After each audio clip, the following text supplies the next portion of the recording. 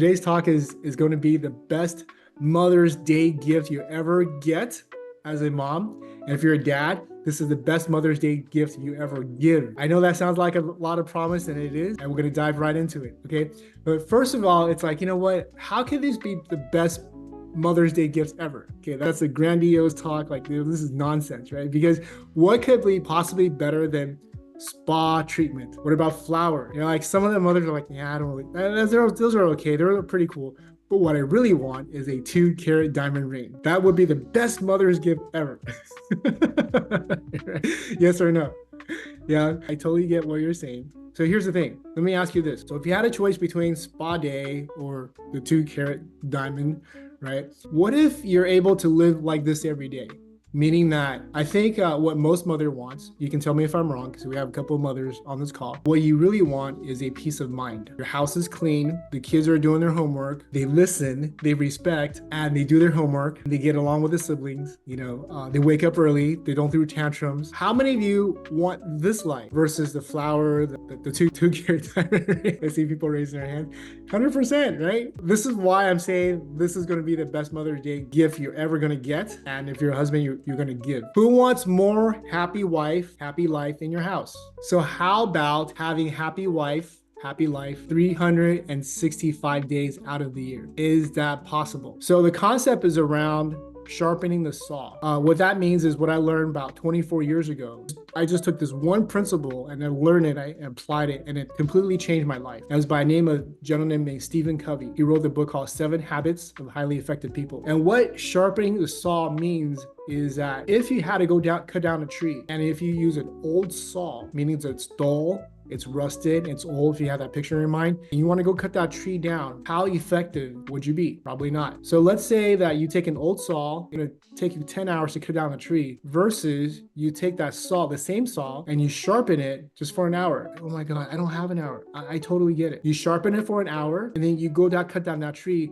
Instead of taking 10 hours, now you can do it in 4. So not only you cut half the time, so you spend an hour sharpening your tree, the 4 hours cutting down instead of the 10 hours. So this is the mindset I like to invite you guys to update, because a lot of parents right here is like, Alan, I don't have the time. Alan, you don't understand. I'm so frustrated. I'm treading waters. I feel like I'm drowning, and I'm raising my hand. I want to help. I'm like, I totally get it. I've been there too. But if you implement this, sharpening the saw, I promise you, your life will be even better. So here's my commitment to you for this hour we're going to get together. The end goal for this call, for this talk, meaning that the outcome I'd love to have you guys learn by the end of this talk, are 3 things. Number 1, I want to write this down. What are the 3 reasons why kids misbehave? What are the 3 reasons why kids misbehave? Remember we talked about, like, you feel like so frustrated, kids don't clean their room, kids don't do their homework. Well, I'm going to share with you why, some of the number 3 reasons why kids misbehave. Number 2, we're going to talk about the call to action. Because if you ever listened to me before, we always talked about knowledge is not enough. Knowledge plus action equals real power. You guys get it? So how many of you guys ever try to lose weight out there? Oh, like, New Year's resolutions around, and like, I got to lose weight, I got 10 pounds, and I'm going to go to the gym, I'm going to go to eat better, I'm going to go exercise. And you do all these research. I see people raise, and you do all these research, you may even join a gym. And you're like, you know what? This is going to be the best year ever. I'm going to lose 10 pounds. I'm going to get my 6-pack. I'm going to get my bicep, my guns, all that. I'm going to get ready for bikini weather, all that. And then by 2 weeks in, what happens? Like, I'm just going to sit on the couch and watch Netflix and binge watch, TV shows. And you don't take action. And that's in January. And by the time you're in July, bikini weather, you're like wondering, like, how come I didn't get that weight that I wanted it?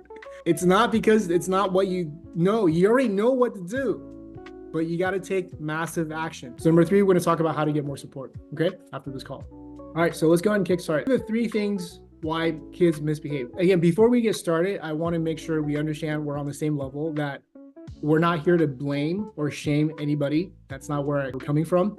But most importantly, it's the intent, right? We're just strictly looking at patterns. If we do this pattern, you're going to get this. So if we have this cause, you're going to have this effect. If we drink too much water, what happens? You got to go use the restroom, right? So I'm going to point out specific examples, again, not to shame or blame. So the number 1 reason why kids misbehave, I want to write this down. Your relationship matters. Number one is your relationship matters. So recently, my daughter came back. He's like, Dad, I'm so frustrated at school. I'm like, why? There's this one kid. She doesn't, she misbehaves. She talks in class. She doesn't listen. She doesn't do her homework assignment. Everybody have to wait for her to catch up, and it's so frustrating. Why can't she get her act together? I'm like, okay, take a deep breath. I know you're frustrated, right? She's only 9 years old, right? She's like going through this. I said, well, so look, help me out here. Because Dad, I'm a parenting coach and I studied human behavior for the last 24 years. Is it possible that, now I don't know nothing about this kid. I never met her, don't know anything about her. Again, I'm not here to blame her, shame, or judge her. I'm like, do you know a little bit about her background? And do you know if her parents are either divorced or having relationship problems? And she goes, how do you know that? How the heck did you know? Well, patterns, right? We understand once you start seeing enough patterns, is like the reason why kids misbehave one of the reasons why is because your relationship matters. Okay, recently at a trauma conference, I came back, a 4-day trauma conference. This trauma conference has been going on for about 35 years. And one of the key topic was they talked about divorced kids. I know a lot of parents out here are still married, right? You're like, yeah, I'm not divorced. I totally get it. The reason why I bring this up as an example and a warning for you to think about. So what happens with most divorced kids is that they have a tendency to blame themselves for their parents to be separated. So I'm going to let you think that for a moment. Most divorced kids have a tendency to blame themselves. I am the reason why my parents got divorced. And we know that's not true, but the kids feel that way. You guys getting this? The kids feel like the reason why parents are separated is because of them. Somehow they did something wrong to screw up mom and dad's relationship. Because in their mind, mom and dad are already perfect because mom and dad are our heroes. Now, are we perfect? We're not, right? So this is something to be very, very cognizant of because your relationship matters. And then the other part I want to dovetail into it because this psychologist was talking about, and this totally blew my mind, right? In the beginning, I couldn't understand it, couldn't wrap my brain around it. But the moment I stood back and understand and analyze the pattern, I quickly realized, oh my gosh, this is so true. And the story is about a 10-year-old girl. She's been running away from home multiple times. And every time she runs away, the parents get scared, right? They're so frantically trying to figure out what's wrong with the kid. What's wrong with my kid? Why is my kid running away? So finally they said, enough is enough. So I'm going to go see a psychologist. And this psychologist, first thing what they did was they sat down as a family, and the psychologist said to the kid, oh, so you've been running away for the last 3 or 4 times, right? The kid says, yeah. And the kids didn't really want to say much. He goes, well, I want to take a moment to appreciate you for running away. And at this time, the mom and dad, they're fuming, right? What? You're running away? What kind of psychologist are you? And the psychologist is like, you guys, I have a point. So take a moment. The reason why, to the kid, the reason why you're running away is because you want your mom and dad to get back together. The reason why you're running away is because you want your mom to stop arguing. Because what happened is their mom and dad had this huge fight, right? And the kid quickly realized the moment the kid runs away, the mom and dad will stop fighting and they focus on a different problem. So what it really is you're trading one problem for another problem, a more significant one. Because now your kid ran away. So the mom and dad stop fighting. They're they going back to, oh my God, what is the priority in our life? It's our kid. Yes, you guys getting this? Right? So then they go focus on their kids, on this daughter. And that's why mom and dad stop fighting. But then they go back, what happens? The routine happens again, mom and dad fights again, there's a huge fight, and the kid runs away. So that's why I'm saying, number one reason why is your relationship matters. If you are arguing in front of your kids, if you are struggling with your relationship, your kid's going to pick up that energy. Even if you were to fight in a different room, your kids is also going to pick up that energy. And like I said, most divorced kids, they're going to say was the kid's fault that mom and dad separated? You guys getting this? So I know this is a very heavy topic right now. Again, we're not here to blame or shame anybody, and I will give you specific anecdotes later. Okay, but I want to bring this up to get your attention, so there's awareness, so that you understand relationship matters. Okay. Number two, the second very common mistake is, write this down: putting your kids first. Putting your kids first. And here's many reasons why. I totally understand. I'm not here to knock anybody. Again, I understand the reasons why we put our kids first, right? I do that too. Here's what most relationships look like. Okay, this might be a sliver, some sample of your relationship, right? So in the 80s, as we talked about, your relationship matters, a lot of parents, they choose to stay together because they didn't want to have this trauma imprinted on their kids. So because they sacrificed, so they give so much to their kids, so they end up choosing to stay together, even though they have no passion in their relationship, even though they don't love each other anymore. They essentially became like roommates. You guys getting this? But what happened is the mom's like, you know what? Dad doesn't love me. You know, I'm just going to focus on loving my kids, because, you know, the kids, they're my blood. Okay, they're never going to run away. They're never going to run away. They're always going to love me. So they're always going to have my unconditional love, and they're always going to unconditionally love me. Dad, not so much. Okay, he can go out. We can, you know, when kids get older, we can get separated, whatever, right? Dad's never going to love me unconditionally. So you understand this family dynamic. Again, we're not here to point or shame anybody, but that's typically what happens. So the mom devotes all her attention on their kids, and she sacrifices so much on their kids, right? And in the name of sacrifice. And what happened is they don't focus on the relationship. Remember, I talked about your relationship matter. And dad, let's take a moment to look at dad. Dad is like, well, you know, I'm not getting much love from my wife, and so I'm just going to, where I'm going to get most significance out is from work. So I'm just going to focus on work. So then you create this dynamic as dad is focusing on work. Don't get me wrong, mom is also working too, right? Because now we have dual income earners, right? So dad is just focusing on work.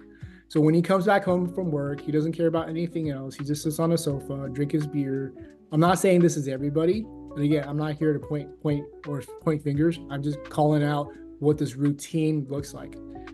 You know, the parenting stuff, you know, honey, dad's a dad, like that's all you, mom. Like, you take care of the kids better than I do.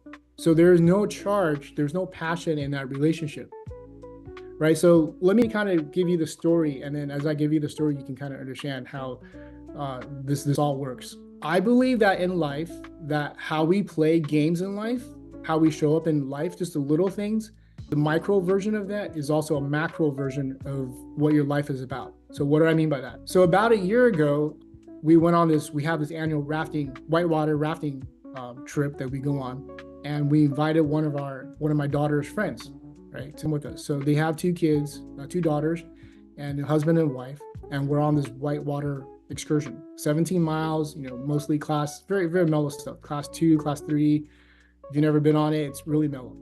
But there's one section which is it's still like class 3, but they call it class 4, which is dangerous because number one, it's a 15-foot drop, like a little waterfall. And number two, there are a bunch of rocks around, so it could be really dangerous. That's why it makes it more class 4. So here's what happened. Their entire day, dad's kind of like aloof. He's kind of like out in his old world, right?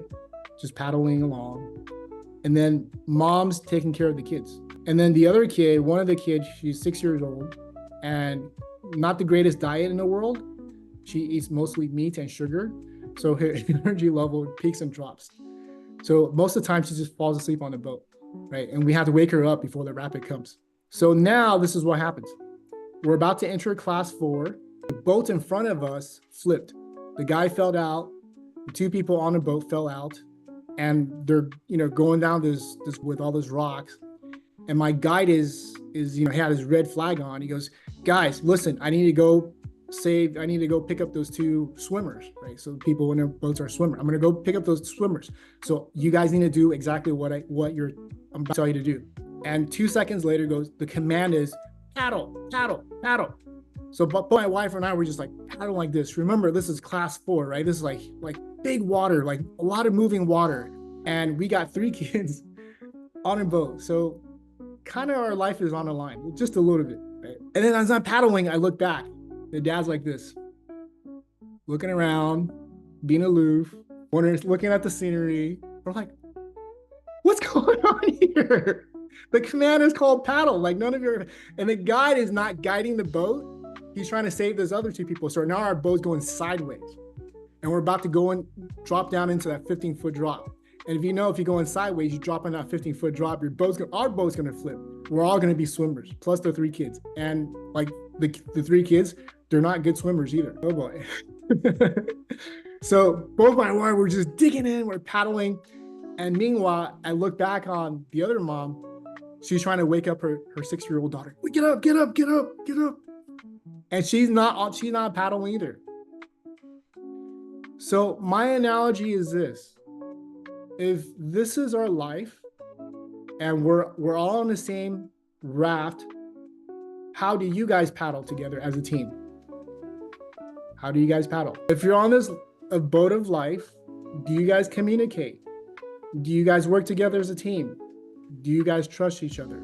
If the answer is no to one of those, or maybe 2 of those, or maybe, I hope not 3 of those. Okay, if there's 3 of those, you need some guidance. And most of all, are you guys paddling in the same direction? Here's what I've seen early on, even before I got into self-development. Because when I was really, really young, I got really curious about human behavior. Because I wanted to have the most magnificent relationship in my life when I grew up. And I started looking at my mom and my dad. Again, no knocks, no shame on them. And I started looking this back then was my girlfriend. I'm looking at their mom, her mom, and her dad. Why do they fight all the time? And I quickly came into a pattern that I saw, which was most parents, they're not on the same page. Most parents are not on the same page, meaning that the husband wants to go one direction, the wife wants to go another direction. And you create this friction in between. So when was the last time you guys got together and talked? Like, you know what? Not just paddling the same direction, that's to get things going first, but how do we paddle in same unison? How do we paddle together? You guys all seen races, right? Right? Like Harvard, on the river, they're all rowing, the row team. Can you imagine a team with 10 people and everybody's rowing all differently? How's that going to work out? Number 1, the boat's going to go like this, right? Left and right, like all around the place. Number 2, the oars are going to hit each other. They're going to break the oars. Number 3, the other team's going to win.